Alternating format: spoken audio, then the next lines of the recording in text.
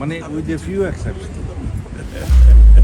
যারা হয়তো বাংলাদেশ থেকে আসছেন আমাদের স্ট্যান্ডিং কমিটির সদস্য এবং উনি আমাদের নির্যাতিত নেতা ছিলেন, যাকে ডাইনি খুনি হাসিনা এবং ইন্ডিয়ার এবং আয়নাগরের কারিগররা তৎকালীন সময়কার ডিজিএফআই এনএসআই তারা ওনাকে ইন্ডিয়াতে ডাম্প করেছিল।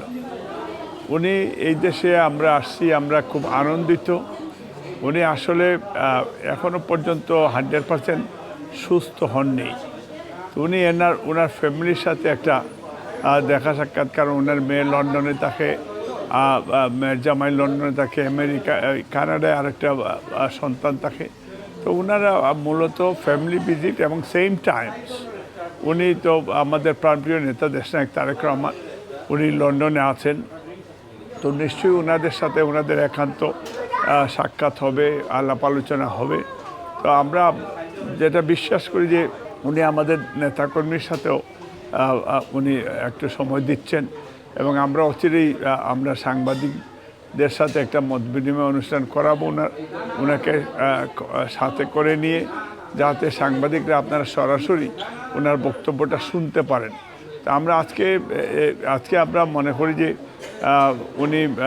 উনি বাংলাদেশে আমাদের লিডারের সাথে আলাপ করার পরে নিশ্চয়ই বাংলাদেশের ফিউচার প্ল্যান নিয়েও যাবেন। তবে ফিউচার প্ল্যান যেটা আমরা বিশ্বাস করি, ডক্টর ইউনূস সাহেব এবং ওনার ইন্টেরিয়র গভর্নমেন্ট ওনাদেরকে বিএনপি সহযোগিতা করছে, বাট আমাদের নেতা তারেক রহমান বলছেন যে সময় দিচ্ছেন, সময় দিতেও চান।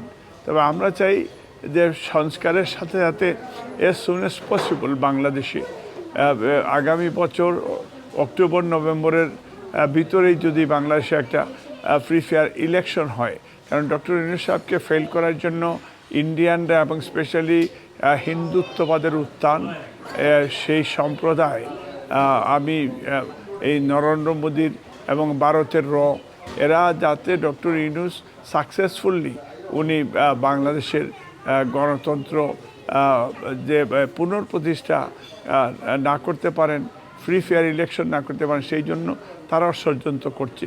তো সেই ষড়যন্ত্রের আমরা জানি এবং আমরা টের পেয়েছি, যে কারণে আমরা আমাদের নেতা দেশনায়ক তারেক রহমান, আমাদের দলের নেতাকর্মীরা সবাই বলছে যে যত তাড়াতাড়ি সম্ভব নির্বাচন, কারণ নির্বাচনের জন্যই তো মানে গণতন্ত্র, স্বাধীনতা, সামাজিক মর্যাদা, ন্যায় বিচার এইটা এস্টাবলিশ করার জন্যই তো আমরা যুদ্ধ করেছিলাম। এবং প্রায় 3000 কোমলমতি ছাত্রছাত্রীরা জীবন দিয়েছে এই রাষ্ট্র সংস্কার এবং সেই গণতন্ত্র এবং মানবাধিকার পুনঃপ্রতিষ্ঠা করার জন্য।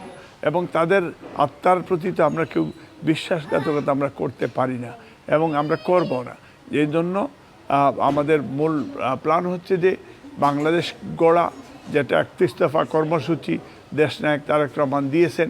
এবং এখানে আরেকটা বিষয়, যেটা শহীদ রাষ্ট্রপতি জিয়াউর রহমানের 19 দফা কর্মসূচি খুব পপুলার ছিল, এবং এই 31 দফা কর্মসূচিকেও আমরা পপুলার করতে হবে। কারণ আমরা বিশ্বাস করি যে বাংলাদেশিরা আমরা একটা দেশকে, জাতিকে একটা রেইনবো নেশন হিসাবে আমরা বিল্ড করব। আইনের শাসন, সুপ্রতিষ্ঠিত 31 দফা কর্মসূচি, রাষ্ট্র মেরামতের বিষয়টা এটা নিশ্চিত করা আছে। আপনাদেরকে ধন্যবাদ।